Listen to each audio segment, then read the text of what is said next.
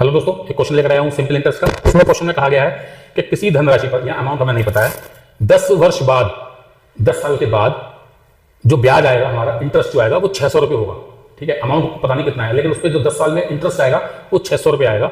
उसने कहा कि भाई 5 साल के बाद जो उसने अमाउंट लगा रखा था ब्याज पे, वो 3 गुना कर दिया। 5 साल तक तो चलने दिया भाई, फिर 5 साल बाद उसको 3 गुना कर दिया। अब पूछा है कि अब 10 साल के बाद टोटल इंटरेस्ट कितना आएगा।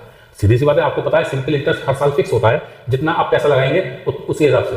तो उसने कहा है कि 10 साल में इंटरेस्ट कितना आता है, 600 रुपये आता है। तो अगर वो अमाउंट सपोज करो एक्स है हमारा, ठीक है, ये अमाउंट है, ये 10 साल में 600 रुपये का इंटरेस्ट देता है, तो जाहिर सी बात है ये 1 साल में कितना देगा, 1 साल में देगा 60 रुपये। ठीक है जी। अब लेकिन वो ये कह रहा है उसने 5 साल तक तो वही चलने दिया, 5 साल के बाद बदला, तो 5 साल में ये इंटरेस्ट कितना हो जाएगा अमाउंट में, ये हो जाएगा 300 रुपये।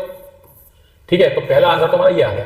अब उसने बोला इस अमाउंट को उसने कर दिया कितना, 3 गुना, 3x, तो जाहिर सी बात है ये अमाउंट भी 3 गुना हो जाएगा, 300 गुणा 3 यानी 900 हो जाएगा।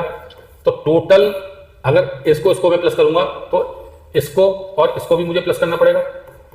ठीक है, तो टोटल अमाउंट 10 साल बाद कितना होगा, 300, 900, 1200, ये 1200 रुपये की ब्याज इसको मिलेगी। ठीक है, और हमारा ऑप्शन सी हमारा करेक्ट आंसर है, 1200।